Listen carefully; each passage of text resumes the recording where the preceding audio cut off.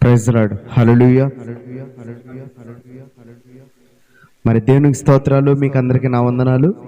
మరి ఈ యొక్క అవకాశం ఇచ్చినందుకు మరి తల్లి గారికి మరియు సంఘస్థులకు మరి ఏ ఎన్నిక యోగ్యత లేని నన్ను ఈ సమయంలో ఇక్కడ నిలబడి మాట్లాడే అర్హత ఇచ్చినందుకు మరియు దేవాదేవునికి మరియు సంఘస్థులకి మరియు సంఘ సేవకుల హృదయపూర్వక వందనాలు తెలియజేసుకుంటున్నాను. మరి ఈ యొక్క శుభ శుక్రవారాన నేను మాట్లాడబోచున్న మాట 5వ మాట, ఇదిగో నేను దప్పిగొనుచున్నాను. ఏందమ్మా, ఒకసారి అందరూ కలిసి చెప్దాం. ఏ మాట అది? 5వ మాట. 5వ మాట ఏంది? మరి సమయం లేదు కాబట్టి త్వరగా మాట గురించి మనం మాట్లాడదాము. మరి యోహాను సువార్త 19వ అధ్యాయం 28వ వచనం.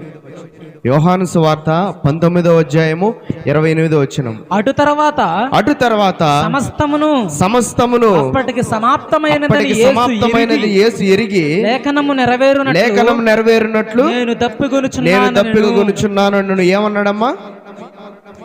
లేఖనము నెరవేరునట్లు. ఏమిటి లేఖనం? ఏమి నెరవేరాలి? ఏంది ఆ లేఖనము? ఆయన ఎందుకు దప్పిగొనుచున్నాడు అనేదే ఈ యొక్క 5వ మాట యొక్క సారాంశము. అట్లయితే ప్రభువైన యేసుక్రీస్తు వారు దప్పిక కొని ఉన్నాడు. ఆ దప్పికకు కారణం, ఆయన దప్పిక కొని ఉన్నాడు. దప్పిక కొనటానికి కారణం, మరి ఎందుకు ఈ దప్పిక? ఈ దప్పికకు గల కారణం ఏంది? కారణం ఏంటంటే కీర్తనలు 69:21. కీర్తనల గ్రంథము 69వ అధ్యాయము 21వ వచనం. వారు చేదును నాకు ఆహారముగా పెట్టిరి. నాకు దప్పి అయినప్పుడు చిరకను త్రాగనిచ్చిరి. ఏంది? మరి దావీదు మహారాజు గారు మరి పాత నిబంధన గ్రంథంలోనే కీర్తనలు 61:21 వచనంలోనే చెప్పినాడు. ఏమని? చేదును నాకు ఆహారంగా ఇస్తారు, మరి దప్పు అయినప్పుడు చిరకను త్రాగనిస్తాడని. మరి ఆ మాటను మనం కీర్తనల గ్రంథంలో ముందుగానే చదవబోతున్నాము. మన ప్రభువైన యేసుక్రీస్తు వారు ఈ భూమి మీదకి వచ్చి 33.5 సంవత్సరం తన సేవా జీవితంలో ఆ యొక్క 6 గంటల సిలువలో మరి 7 మాటల్లో 5వ మాటగా ఇదిగో నేను దప్పిగొనుచున్నాను అన్నాడు. మరి ఆ దప్పికైనప్పుడు వారు ఆయనకి చేదును మరియు ఆయనకి ఆహారంగాను దాహంగాను ఇస్తారని మరి పాత నిబంధన గ్రంథంలో కీర్తనలో మనం దాన్ని చదువుతున్నాం. ఆ లేఖన నెరవేర్పే ఈ ప్రవచనాత్మకమైన లేఖన నెరవేర్పు. మరి అందు నిమిత్తమే ప్రభు అయినటువంటి యేసుక్రీస్తు వారు ఈ దప్పికొనడాన్ని మనం చూస్తున్నాము. అట్లయితే మనకు తెలిసినట్టుగా ప్రభువు చాలా గొప్పవాడు, మరి ఎంతో శక్తిమంతుడు. మరి ఆయన ఉమ్ములో స్వస్థత ఉంది, ఆయన అడుగులో స్వస్థత ఉంది. మరి ఆయన చొక్కా అంచులు పట్టుకుంటే ఎటువంటి పాపభరితమైన బ్రతుకైనా ఆ చొక్కా అంచు తాగితే దూరం అయిపోతుంది. మరి ఆ వ్యక్తి, ఆ స్త్రీ, ఆ మనుషుడు ఎవడైనా కూడా అక్కడికక్కడే స్వస్థత అనేది పొందుకుంటాడు. మరి అట్లాంటి ఆయన కదా, మరి ఆయన స్థితి అలా ఉన్నది. అట్లాంటి పరిశుద్ధుడు, అటువంటి గొప్ప నేర్పరి, ప్రార్థన ఎలా చేయాలో శిష్యులకు నేర్పించిన వాడు, పరలోకపు ప్రార్థన ఏ విధంగా చేయాలో నేర్పించిన వాడు, అంత గొప్ప నేర్పరి. మరి ఈ సమయంలో ఆయన దాహం అని ఎందుకు అడుగుతున్నాడు? మరి ఆయన దాహానికి సంబంధించినటువంటి, ఆయన దాహానికి కలిగినటువంటి ఆ యొక్క నిగూఢమైనటువంటి మరి ఆ దాహం ఎందువల్ల? ఆ దాహం అనేది 3 అక్షరాలు మాత్రమే. ఆ 3 అక్షరాల్లో ఎంతో లోతైనటువంటి భావం అనేది ఉంది, ఎంతో లోతైనటువంటి ఆలోచన అనేది మనం చేయాలా. అయితే ఒక మాట, ఆ దాహానికి ముందు ఆయన పడినటువంటి బాధను మరొకసారి మనం ధ్యానం చేసుకుందాం. ఇప్పుడు ఉదాహరణకి మన సరౌండింగ్స్లో ఏదైనా ఒక చిన్న తప్పు జరుగుంటుంది. ఎవరైనా ఏదైనా ఒక చిన్న దొంగతనమో ఏదైనా చేసుంటారు. ఆ చుట్టుపక్కల ఉన్నవారు వాడు దొరికినప్పుడు వాడిని ఏం చేస్తారు? పట్టుకొని కొట్టడమో లేదా వాడిని తిట్టడమో ఏదో ఒకటి చేస్తుంటారు. మరి ఆ విధంగా వాడిని కొడుతున్నప్పుడు, తిడుతున్నప్పుడు, ఏదైనా చేస్తున్నప్పుడు మరి మనకేమనిపిస్తుంది? ఎక్కడో ఒక దగ్గర, ఒక మనిషిగా మన హృదయంలో ఎక్కడో అయ్యో నువ్వు కొడుతున్నారే, అయ్యో ఏదో చేశాడు, తెలిసి తెలియక వదిలేయచ్చు కదా, అయ్యో అని కొంచెం కాకపోతే కొంచెం అని ఎక్కడో హృదయంలో ఏదో ఒక మూల మనకి, ఒక మానవుడిగా హృదయంలో ఎక్కడో ఒక దగ్గర కొంచెం కాకపోతే కొంచెమైనా అయ్యో పాపమే అని అనిపిస్తుంది. కానీ మన ప్రభు అయినటువంటి యేసుక్రీస్తు వారిని ఆ విధంగా హింసిస్తుంటే ఎవరైనా అయ్యో అనుకున్నారా? ఎవరైనా అయ్యో ఎందుకు ఇతన్ని ఇంత కొడుతున్నాడు, అతను ఏం తప్పు చేశాడు, ఏం తప్పు చేయలేదే, ఎందుకు ఇతన్ని ఇంత హింసిస్తున్నారు? వాళ్ళు ఆయన్ని హింసించే విధానానికి కొత్తగా ఎవరైనా చూసేవాళ్ళకి అది ఎట్లా కనిపిస్తుంటే వీడు ఎంత పెద్ద తప్పు చేసినాడు, ఈ నీ తప్పుడు కొడుతున్నారు అని అనిపిస్తుందే కానీ అక్కడ ఆయన హింసిస్తున్న విధానము ఎట్లుంటుందంటే మనం యెషయా గ్రంథంలో దాని గురించి చదువుకుంటాము. ఎలా ఆయన వీపు దున్నబడిందంట. మరి ఆయన అంతగా హింసించబడ్డాడు. మరి ఆ కాలంలో మన ప్రభువుని అంతగా నిందిస్తూ, అంతగా ఆయన్ని కొడుతూ కృంగదీస్తూ, మరి పెద్దలు కానీ ప్రధాన యాజకులు కానీ ఒక్కరు కాదు ఇద్దరు, అసలు మొన్న గత ఆదివారంలో ఏందమ్మా జరిగింది? గత ఆదివారం యొక్క ప్రత్యేకత ఏంది? మటల ఆదివారం. మరి ఆయన ఏ విధంగా ఆయన్ని ఆహ్వానించారు యెరూషలేములోకి ఒకసారి చెప్తారా? దావీదు కుమారునికి జయము, యూదుల రాజులకి అని జయము అని కేకలు వేసిన జనము ఆ యొక్క తీర్పులో ఏమని కేకలు వేశారు? సిలువు వేయండి, సిలువు వేయండి అని కేకలు వేశారు. అక్కడ ఉన్న పెద్దలకి ప్రధాన యాజకులకి వారు లోబడిపోయారు. వారి మాటలే అక్కడ గెలిచాయి. మరి ఈ భూ ప్రపంచంలో ఏ మనుషుడు చేయలేనటువంటి త్యాగము మన దేవాతి దేవుడు. మరి అటువంటి యొక్క హింసకు గురయ్యిన మన ప్రభు అయినటువంటి యేసుక్రీస్తు అంతటి హింసను పొంది ఏ ఆలోచన కలిగి ఉంటే చివరి క్షణంలో దాహం అని అంటున్నాడు. ఆయన ఏ దాహం కలిగి ఉన్నాడు? నీళ్ళు తాగాలనుకుంటున్నాడా? లేదా ఈ సిలువలో నేను ఇంత శ్రమ పడ్డాను, నేను ఇంకా నా వల్ల కావట్లేదు, నేను ఏదన్నా తినాలి, నా వల్ల కావట్లేదని మరి ఇది ఏ లెక్కలో అడుగుతా ఉన్నాడు ఆయన? మనం ఆలోచించాలి. ఇది ఇప్పుడు మనం ఆలోచించాలి. ఇప్పుడు ప్రభు అయినటువంటి యేసుక్రీస్తు వారు రాకముందు అంటే యెహోవా దేవుని కాలంలో మరి మారా తెలుసా అందరికీ? మారా ఎటువంటిది? అది జలము. ఎటువంటి జలం అది? ఎవడైనా తాగగలుగుతాడా దాన్ని? ఎవరైనా త్రాగలరా? ఎవరు త్రాగలేరు. అటువంటి జలాన్ని మధురంగా మార్చాడు. మరి నీరు లేక ఇబ్బంది పడతా ఉంటే నువ్వు వెళ్ళి ఆ బండను కొట్టు, ఆ బండలోంచి నీళ్లు ఉబికి పారతాయని చెప్పాడు. అయ్యా ఇదిగో నా బిడ్డ చనిపోతున్నాడు, ఇదిగో నా బిడ్డకి దాహం ఇవ్వాలనేసని ఆ స్త్రీ ఆ ఎడారిలో అడగతా ఉంటే ఆ ఎడారిలో నీటి ఊటని పైకి పొర్లి పారజేసిన దేవాతి దేవుడు ఈ సమయంలో ఆ సిలువ మ్రాను పైన నాకు దాహం దాహం దాహం దాహం అని అడుగుతున్నాడు. మరి ఆ దాహానికి అర్థమైంది, ఆ దాహంలో ఉన్నటువంటి ఆ యొక్క అంతరార్థం ఏది?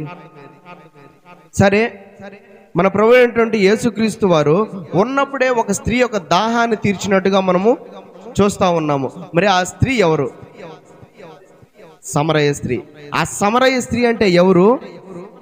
అసలు ఆమె పరిస్థితి ఏంది? ఆమె ఎందుకు అక్కడికి వచ్చింది?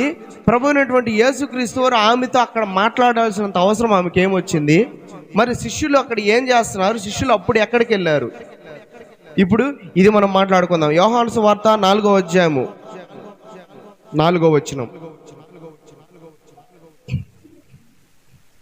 యోహాను సువార్త 4వ అధ్యాయము 4వ వచనం. ఆయన సమరయ మార్గమున వెళ్ళవలసి వచ్చెను గనుక యాకోబు తన కుమారుడైన యోసేపుకిచ్చిన ఎవరమ్మా? యాకోబు తన కుమారుడైన యోసేపుకిచ్చిన భూమి దగ్గరనున్న సమరయలోని సుఖారను ఒక ఊరికి వచ్చెను. సుఖాను అన్న ఒక ఊరికి వచ్చెను. అక్కడ యాకోబు బావి ఉండెను గనుక యేసు ప్రయాణము వలన అలసిన రీతినే ఆ బావి యొద్ద కూర్చుండెను. అప్పటికి ఇంచుమించు 12 గంటలాయను. సమరయ స్త్రీ ఒకతే నీళ్లు చేదుకొనుటకు అక్కడికి రాగా యేసు నాకు దాహమునకిమ్మని ఆయనను అడిగెను. ఆయన శిష్యులు ఆహారము కొనుటకు ఊరిలోనికి వెళ్ళి చాలుండు. ఎక్కడికి వెళ్ళారు శిష్యులు? ఆ యొక్క యాకోబు బావి దగ్గర వరకు ప్రభు అయిన యేసుక్రీస్తు వారితో అక్కడే ఉన్న శిష్యులు ఆయనకి ఆహారం వేస్తుందేమో, దాహం ఏమన్నా వేస్తుందేమో అనేసి అని అక్కడ ఉన్న పక్క ఊరికి వెళ్ళారు. ఆయన ఏమన్నా తింటాడేమో, ఆకలి ఆస్తుంటది అనేసి అని అక్కడికి వెళ్తే ఆ సమయంలోనే అక్కడికి ఎవరు వచ్చారు? సమరయ స్త్రీ అనే ఆమె వచ్చింది. ఎందుకు వచ్చింది ఆమె? దేనికి వచ్చింది? ఆమె శరీరాను సంబంధమైన దాహం తీర్చుకోవడానికి ఆ బావి దగ్గరకు వచ్చింది. ఎందుకు? శరీరాను సంబంధమైన దాహము తీర్చుకోవడానికి ఆమె ఆ బావి దగ్గరకు వచ్చింది. కానీ ప్రభు అయినటువంటి యేసుక్రీస్తు ఆమెని ఏ దాహం గురించి మాట్లాడుతున్నారు? జీవజలం గురించి మాట్లాడుతున్నారు. అది ఆమెకు అర్థం కావట్లా. ఆయన ఆ మాటను చెప్పి చెప్పకుండానే ఆమెతో చెప్తున్నాడు. ఏమని? 10వ వచనం. అందుకు యేసు,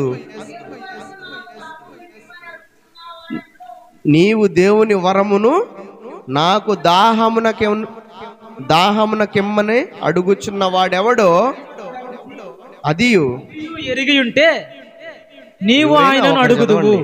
ఎవరైనా ఒకరు చదవండి. అందుకు యేసు నీవు దేవుని వరమును నాకు దాహమునకిమ్మని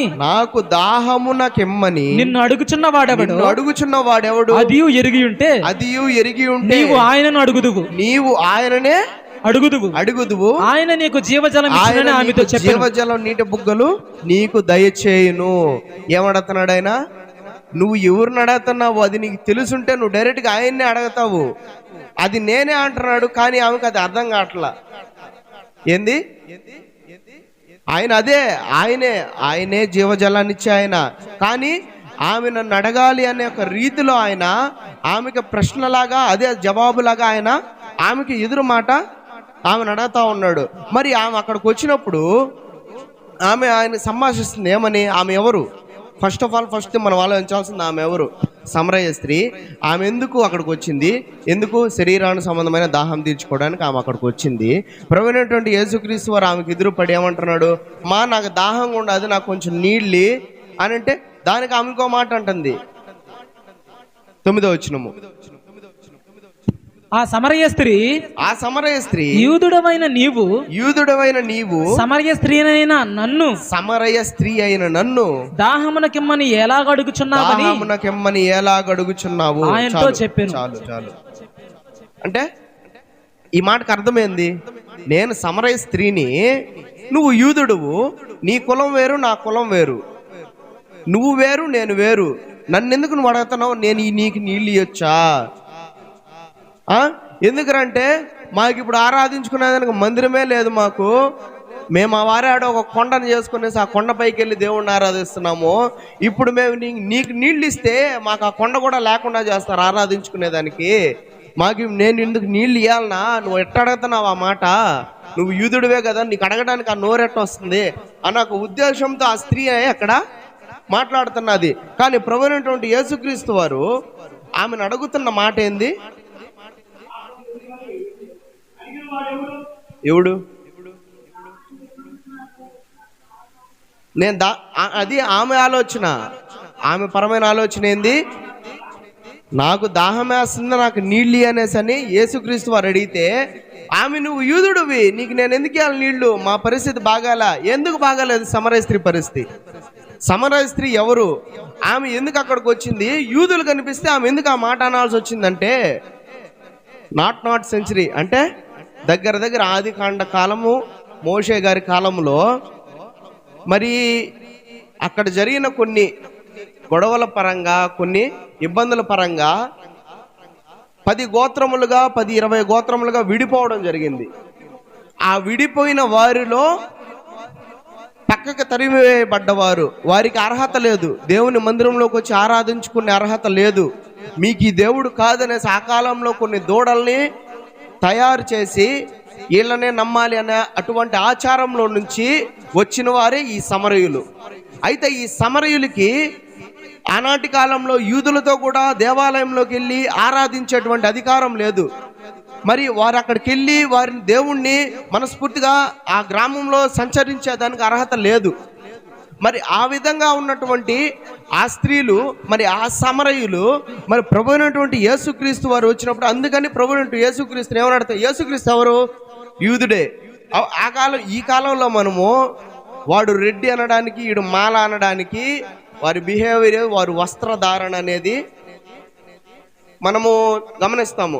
రెడ్ అంటే వీడు రెడ్రా, చూడగానే ఈడు రెడ్డి, ఓయ్ చూడకపోయమ్మ ఈడు నాడు, ఈడు మాలవడరా, ఈడు మాదిగోడరా అనేసి అని మనం కనిపెట్టగలుగుతాం. ఇదే విధంగా ఆనాటి కాలంలో కూడా వారి వస్త్రధారణ, వారి వస్త్రములను చూసి ఈడు యూదుడు, ఈడు కురేనీయుడు, ఈడు సమరయుడు, ఈడు ఫలానోడు, ఈడు ఫలానోడు అని ఆ కాలంలో ఆ విధంగా గుర్తిస్తూ ఉంటారు.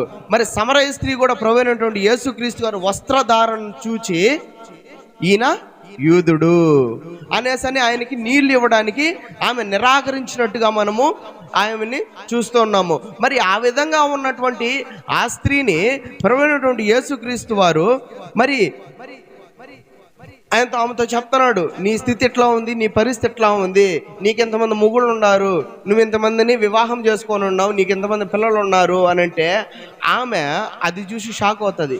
ఎవర్రా ఈయన, మాట్లాడుతానే ఉన్నాను నా గురించి, నా భాగవతం అంతా చెప్తున్నాడు, ఎవరునైనా ఈయన అనేసని ఆయన వైపు నోరు తెరుచుకొని చూస్తూ ఉన్నది ఆ సమరయ స్త్రీ. మరి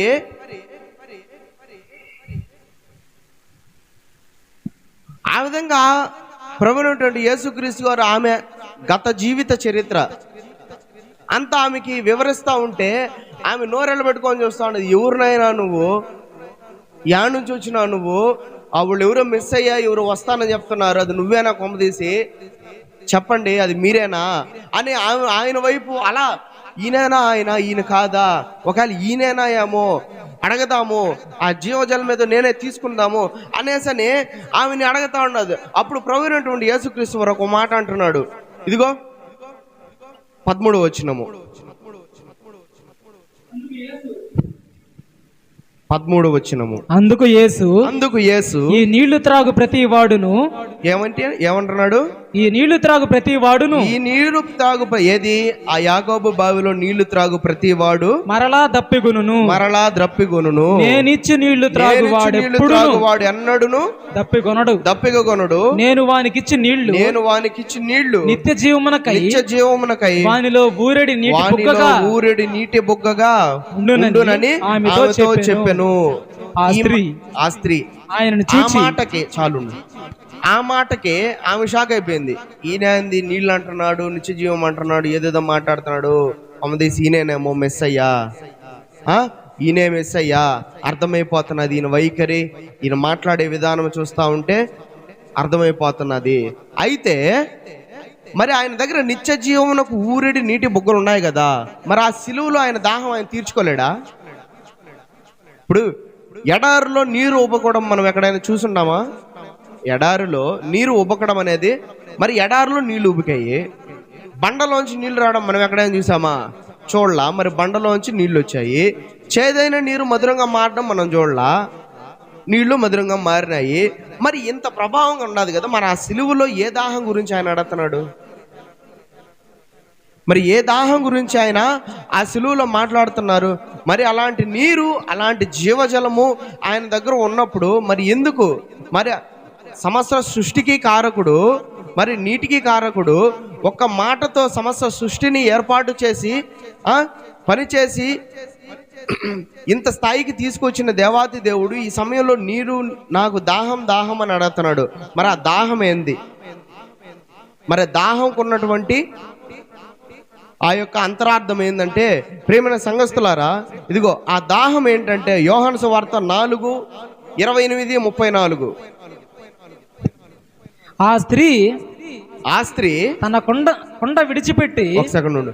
ఇప్పుడు ఆయన చెప్పాడు కదా, ఏమన్నాడు? ఈ నీళ్లు త్రాగువాడు ఎప్పుడునూ దప్పెగొనడు అని అన్నాడు. మరి ఆమె విన్నది కదా. ఇప్పుడు ఒక లాజిక్ మాట్లాడదాము. సమరయ స్త్రీని ఇప్పుడు మనల్ని మన వియ్యంపల్లిలోంచి ఒక కుటుంబాన్ని పక్కన పెట్టారు అనుకుందాం. ఉదాహరణకి ఒక కుటుంబాన్ని పక్కన పెట్టారు అంటే ఆ కుటుంబానికి ఆ గ్రామంలో ఉన్న వారెవరు రాకపోకలు ఉండవు, పారు రారు, వాళ్ళతో ఎవరో మాట్లాడరు, వాళ్ళు శపించబడ్డవాళ్ళు వెళ్ళేసినారు, అట్లాంటి వాళ్ళు కదా. మరి వాళ్ళకి ఉదాహరణకు వాళ్ళకి ఒక 10 కోట్లు దొరికినాయి. 10 కోట్లు దొరికినాయి వాళ్ళకి. వాడు మంచోడే కానీ అయితే గ్రామం ఎట్టయినా పోని, గ్రామంలో ఉన్న వాళ్ళు చచ్చిపోని, నేను బాగుంటే చాలు అని అనుకున్న మానవ హృదయాలు చాలా ఉన్నాయి. ప్రజెంట్ ఉన్న మానవులు, మనుషుల యొక్క ఆలోచనలు ఎట్టుంటారంటే, ఒక 10 రూపాయలు దొరికిందంటే ఇది నాదే, నీకెందుకు ఇవ్వాలా, నీకెందుకు ఇవ్వాలి, నాకేమంత అవసరం, నేను నా ఇంట్లో వాళ్ళు బాగుంటే నాకు చాలు, నీకు ఇస్తే నాకేమొస్తుంది అలా అనుకుంటాం. కానీ సమరయిస్తే అట్లా చేయలేదు. ఎందుకు? ఆయన ఇక్కడ ఒక మాట చెప్తున్నాడు. ఏమన్నా ఆయన ఆ మాట చెప్పి చెప్పేదానికి ఆ బిందె ఆడ బారేసి పరిగిస్తుంటా పోతుంది ఊరిలోకి. చెప్పి చెప్పగానే జీవజలం అని అనగానే పరిగెత్తుకుంటా పోతున్నది. పోయేసి ఓన్లీ అతని ఆమె యొక్క 5గురు భర్తల్ని, మరి వాళ్ళ అన్నదమ్ముళ్ళని, వాళ్ళ వాళ్ళ వరకే తీసుకొని వచ్చి ఆ జీవజలం వాళ్ళకే ఇస్తే వాళ్ళే మంచిగా మారబడతారు, వాళ్ళే పరిశుద్ధంగా ఉంటారు కదా. మిగతా వాళ్ళు పోని ఏమవుతుంది పోతే, ఏమవుతుంది పోతే? 28 వచ్చిన చదువు. ఆ స్త్రీ తన కొండ విడిచిపెట్టి ఊరిలోనికి వెళ్ళి, మీరు వచ్చి నేను చేసినవన్నీ నాతో చెప్పిన మనిషిని చూడుడి, ఈయన క్రీస్తు కాడా అని ఆ ఊరి వారితో చెప్పగా, వారు ఊరిలో నుండి బయలుదేరి ఆయన యొద్దకు వచ్చిచుండిరి. ఆలోగా శిష్యులు చాలు ఏం చేసింది ఆమె? పరిగెత్తుకుంటా పోయింది ఊర్లోకి. రండే నేను చేసినటువన్నీ, నేను అప్పుడప్పుడు ఏమేమి చేసినానో నా భోగత్వం అంతా చెప్పినాడు ఒక ఆయన. రండమ్మా, రండి పరిగెత్తుకుంటా, రండి, ఇదిగో ఈయనే నాకు ఏసై అని చెప్పి ఈయనే డౌట్గా ఉండదు, రండి ఊర్లో ఉండే జనాలందరినీ తీసుకొని పోయింది. ఇప్పుడు ఒక మాట ఏంటంటే, ఇప్పుడే ఇందాక చెప్పాను కదా, ఊర్లోంచి శపించబడ్డా వాళ్ళు ఏమంటారు వాళ్ళని, వెలివేయబడ్డ వాళ్ళు వచ్చేసి ఒక గ్రామంలోకి వచ్చి ఏదైనా చెప్తుంటే ఎవరైనా అంటారా? ఎవరైనా కనీసం ఇనేది పక్కన పెట్టి కేర్ చేస్తారా వాళ్ళని? ఏదో చెప్పుకుంటా ఉన్నది, చెప్పుకొని మనకి ఎందుకు అని ఒక ఆలోచన అనేది ప్రతి ఒక్క మనిషి హృదయంలో ఉంటుంది. కానీ ఇక్కడ ఏం జరిగింది? ఆమె వచ్చి చెప్పడం ఏందో, వాళ్ళు వినడం ఏందో, మళ్ళీ ఆమె చెప్పింది వాళ్ళు పరిగెత్తుకుంటా రావడం ఏందో అర్థం కాల. కానీ ఇక్కడ ఆ సమరయ స్త్రీ ఏం చెప్పింది? ఆ సమరయ స్త్రీలో వారికి ఏమి కనబడింది? వాళ్ళు ఎందుకు పరిగెత్తుకుంటా వచ్చారు? ఒరే, ఆమె శపించబడ్డ ఆమె వెలివేయబడ్డ అసలు ఆమెకి 5 మంది భర్తలు ఉన్నారు. ఆమె కుటుంబానికి ఆమె కుటుంబం ఈ యెరూషలేము ఆ యూదులతో కూడా వచ్చి కలిసి ఆరాధించదు, వాళ్ళతో సత్సంగ సామర్థ్యాలు లేవు, అసలు సంబంధాలు లేకుండా తనీగా ఉన్నారు వాళ్ళు. మరి వారి మాటలు ఈ గ్రామస్తులు వినడం, అది యూదులు. ఇప్పుడు ఒక యూదుల్లో నుంచే మన ప్రభువైనటువంటి యేసుక్రీస్తు వారు వచ్చారు. మరి వాళ్ళకే ఈయన తెలియదు. ఒక సమరయ స్త్రీ, ఒక శపించబడ్డ స్త్రీ, ఒక తృణీకరింపబడిన స్త్రీ, మరి ఆ స్త్రీ వెళ్ళి చెప్తే ఆ గ్రామం వినడం ఏంది, పరిగెత్తుకుంటా రావడం ఏందంటే, ఆ బావి కాడ మరి ప్రభువైనటువంటి యేసుక్రీస్తు వారు ఆమెని ఎంతగా ప్రోత్సహించారో, మరి ఆ స్త్రీని ఆయన ఎంతగా ఆకట్టుకున్నాడు ఆ మాటలతో. ఆమె ఆ గ్రామంలోకి వెళ్ళి నేను చేసినవి, నేను చేయనివి అన్నీ ఒక మనిషి కుమారుడు అక్కడ చెప్తున్నాడు, ఈయనే మెస్సయ్య అనగానే ఆమెలో ఆయన కనబడ్డాడు అక్కడ ఉన్న గ్రామస్తులందరికీ. ఆ గ్రామస్తులందరికీ అప్పటి వరకు ఈ స్త్రీలో ఉన్న పాపము కనబడింది, దోషము కనబడింది, ఈమె వేశ్య అనే ఒక ముద్ర వారికి కనబడింది. ఎప్పటి వరకు? ఆయన ఆ బావి దగ్గర ఆమెను కలవనంత వరకు. ఎప్పుడైతే ప్రభువైనటువంటి యేసుక్రీస్తు వారు ఆమెను ఆ బావి దగ్గర కలిశారో, చెప్పాను కదా, ఆయన ఉమ్ములో స్వస్థత, ఆయన మాటలో స్వస్థత, ఆయన చొక్కాయి అంచులు, ఆయన దుస్తులు పట్టుకుంటే చాలు స్వస్థత. ఆయన మాట్లాడుతూనే ఉన్నాడు అక్కడ. ఆమెలో ఉన్న పాపము, దోషం అన్నీ ఆమె నుంచి దూరం, ఆమె పరిశుద్ధంగా మార్చబడింది. కాబట్టి ఆ గ్రామంలోకి వెళ్ళి ఆమె ప్రచారం చేస్తూ ఉంటే, దాని గురించి ప్రకటిస్తూ ఉంటే ఆమెలో ఆయన కనబడ్డాడు. కాబట్టి ఆ గ్రామం అంతా పరిగెత్తుకుంటూ ఎవరైనా పరిగెత్తుకుంటూ ఆయన దగ్గరకు వచ్చి చూస్తూ ఉన్నారు. ఎవరైనా ఆయన వచ్చి పరిగెత్తుకుంటూ వారందరినీ అక్కడికి వారందరినీ తీసుకొని వచ్చింది. మరి తీసుకొని వచ్చి ఏం చేసింది? చదువు 30 వచనం. వారు ఊరిలో నుండి బయలుదేరి ఆయన యొద్దకు పరిగెత్తుకుంటూ వచ్చుచుండిరి. ఆలోగా శిష్యులు బోధకుడా భోజనం చేయమని ఆయన వేడుకొనిరి. ఇంతవరకు శిష్యులు లేరు. ఎలా ఆలోచన ఏంది? ఆయనకు ఆకలేస్తుంది, నీళ్ళైనా రొట్టెైనా చేపైనా తీసుకొని వచ్చి ఆయనకి ఇచ్చి అర్జెంటుగా ఆయన దాహం తీసేయాలా, ఆయన ఆహారం తీర్చేయాలా. అది శిష్యుల ఆలోచన. ఇక్కడ ఇంకోటి ఏంటంటే, శిష్యులు ప్రభు అయినటువంటి యేసుక్రీస్తు వారితో ఎప్పటి నుంచి సాంగత్యం కలిగి ఉన్నారు? సరే, మన లెక్కలో చాలా రోజుల నుంచి అనుకుందాం, లెక్కొద్దు, చాలా రోజుల నుంచి ఎంత సాంగత్యము? ఆ కొండ మీద ఆయన ప్రార్థిస్తూ ఉంటే ఆ ప్రవక్తలు ఆయనకి ఇరుపక్కల దిగినప్పుడు చూసినారు. మళ్ళీ వచ్చేసి చాలా మందికి స్వస్థతా పరిచర్యలు చేస్తున్నప్పుడు చూసినారు. మ్యాక్సిమము ఆయన చేసినటువంటి ప్రతి ఒక్క స్వస్థతా కార్యాల్లో వాళ్ళందరూ ప్రభు అయినటువంటి యేసుక్రీస్తు వారితో పాలిభాగస్తులు అయ్యే ఉన్నారు కదా. మరి వీళ్ళకి తెలియలేదా? ఒరే, ఈయన దాహం ఇది, ఎందుకు మనం అనవసరంగా ఆవేశపడ్డాము అనేసి వీళ్ళకి తెలియదా అని అనుకుంటే, సరే అనుకున్నారా? ఆ జనాలందరూ వచ్చినారు. జనాలందరూ వచ్చి శిష్యులు వచ్చి ఏం చేస్తున్నారు? చదువు. శిష్యులు వచ్చి ఆలోగా శిష్యులు బోధకుడా భోజనం చేయమని ఆయన్ను వేడుకొనిరి. అందుకైన భుజించుటకు మీకు తెలియని ఆహారం నాకు ఉన్నదని వారితో చెప్పగా, శిష్యులు ఆయన భుజించుటకు ఎవడైనా ఏమైనా తెచ్చినేమో. చాలు ఏందనుకున్నారా?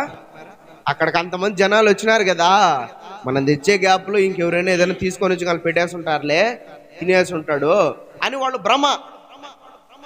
మనమేనా, ఇంతమంది ఉన్నారు కదా, వీళ్ళు ఎవరో ఒకరు ఏదో రొట్టె, ద్రాక్ష రసమో, నీళ్ళు ఏయో ఒకటి ఇచ్చుంటారు ఆయనకి, తాగుండి ఉంటాడు, తినుండి ఉంటాడు, దాహం అనేది ఆయనకి తీరిపో ఉంటుంది, ఏముండదులే అని అనుకుంటా ఉంటారు. చదువుది. శిష్యులు ఆయన భుజించుటకు ఎవడైనా ఏమైనా తెచ్చినేమో అని ఒకరితో ఒకరు చెప్పుకొనిరి. అప్పుడు అంటున్నాడు యేసు, చాలు అప్పుడు ఏమంటున్నాడు ప్రభు అయినటువంటి యేసుక్రీస్తు వారు, ఒరే అయ్యలారా, మీరు ఇంకా ఏడనే ఉండారు, నా దాకా రండి, నా ఆలోచన కలిగి ఉండండి, నేను ఏం ఆలోచిస్తున్నానో నా ఆలోచనను మీరు అనుసరించండి. నేను తినాలంటే దేవతల దగ్గర నుండి మన్నానే వస్తుంది. మీరంతగా శ్రమపడి నా కోసం పరుగులెత్తి తీసుకొని రావాల్సినంత అవసరము లేదు. ఏం 34 వచనం. యేసు వారిని చూచి నన్ను పంపిన వాని చిత్తం నెరవేర్చుటయు. ఏంటి? నన్ను పంపిన వాని చిత్తము నెరవేర్చుటయు, ఆయన పని తుదముట్టించుటయు నాకు ఆహారమై ఉన్నది. ఏంటి ఆయన ఆహారము? ఆయన దాహము తండ్రి చిత్తం నెరవేర్చడము, మరియు ఆయన ఆలోచన, ఆయన పని, ఆయన చేయాలనుకున్నది. ఆయన అక్కడ తండ్రి ఆలోచనలో ఉండగానే ఏ కార్యమైనా కుమారుడి యొక్క చేతుల ద్వారా అది భూమి మీద నెరవేర్చబడుతున్నది ఆ 33.5 సంవత్సరము. మరి ప్రభువైనటువంటి యేసుక్రీస్తు వారు ఆ విధంగా చేస్తున్నారు.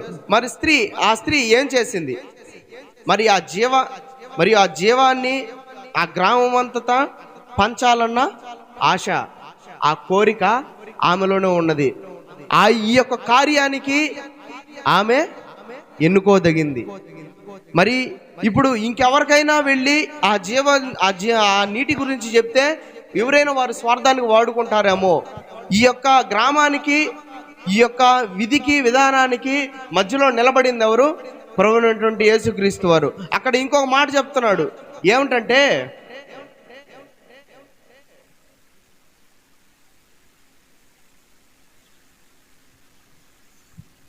అక్కడ ఏంటంటే ఇంకో మాట చెప్తుంది, ఒకానొక రోజు, ఒకానొక దినము మీరు ఆరాధించుకోవడానికి ఈ పర్వతమునైనను యెరూషలేమును కాదు, ఇంకొక స్థలం ఉన్నది, అక్కడ మీరందరూ కలిసి ఆరాధిస్తాడనేసి ఆ సమరయ స్త్రీతోనే ప్రభువైనటువంటి యేసుక్రీస్తు వారు చెప్పడం మనం అదే ఒక అధ్యాయంలో, మరి అదే ఒక గ్రంథంలో మనం చూస్తూ ఉన్నాం.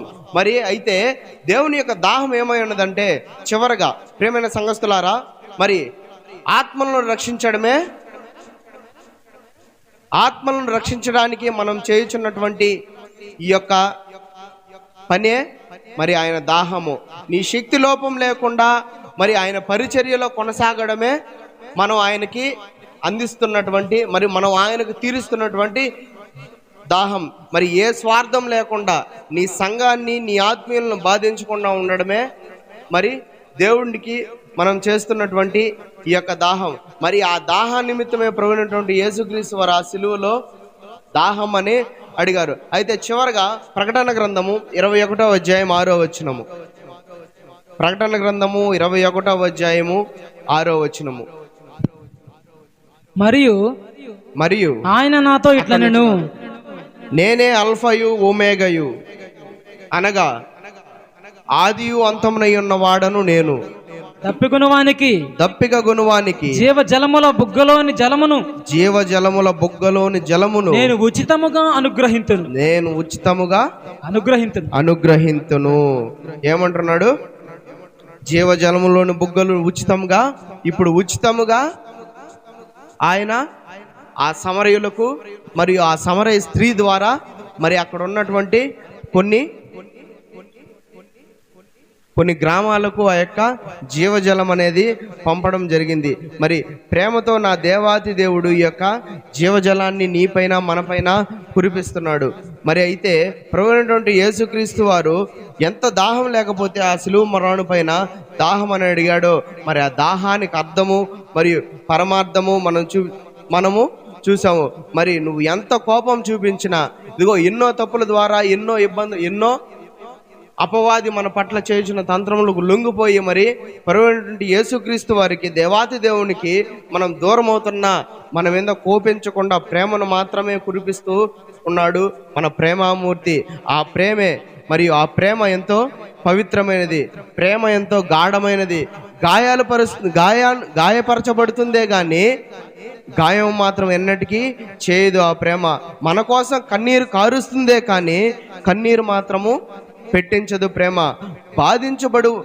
అవసరమైతే బాధించబడుతుందే కానీ మనల్ని మాత్రము బాధపరచదు. ప్రేమ ప్రాణం పెడుతుందే కానీ ప్రాణము తీయదు. ప్రేమ మన కొరకు ఉన్నత స్థానాన్ని మరియు మహిమా స్థానాన్ని విడిచి మన కోసం రిక్తునిగా వచ్చి ఆ సిలువలో రక్తపు ముద్దగా మారిందే గాని ఆ రక్తపు ముద్ద స్థానంలో మనల్ని ఉంచలేదు.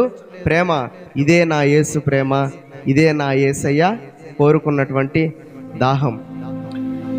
ఇహమునా నాకు సగినా నీ దర ఎంత భాగ్యమని తలచితినే భ్రమచితి అంతయు నాకు సొంతమని